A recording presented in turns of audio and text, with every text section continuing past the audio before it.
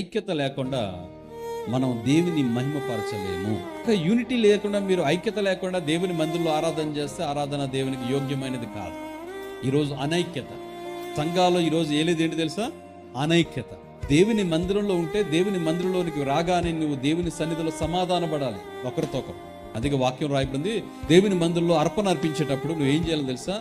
నీ అర్పణ అక్కడ విడిచిపెట్టి నీ ఇంటికి వెళ్ళి నీ సహోదరునితో సమాధానపడి ఆ తర్వాత వచ్చి అర్పణ అర్పించి అప్పుడు నీ అర్పణను స్వీకరిస్తాను అంటాడు దేవుడు. అంటే సమాధానం లేకుండా నువ్వు ఏ అర్పణ అర్పించినా నేను దాన్ని స్వీకరించను అంటున్నాడు దేవుడు. ఐక్యత లేకుండా ప్రార్థన చేస్తే దేవుని ఆత్మ రాదు. కుటుంబంలో ఐక్యత కావాలి. దానికంటే చాలా ప్రాముఖ్యమైనది సంఘములో ఐక్యత కావాలి. సంఘములో విభేదాలు ఉండకూడదు. సంఘములో నువ్వు అది, నేను ఇది, నువ్వు గొప్పవాడివి, నేను చిన్నవాడిని, నువ్వు డబ్బున్నవాడివి, నేను డబ్బు లేనివాడిని, నువ్వు కులంలో పెద్దవాడివి, నీ కులంలో చిన్నవాడిని, ఇలాంటి అనుభవాలు ఉంటే పరిశుద్ధాత్మ మీలో పని చేయదు.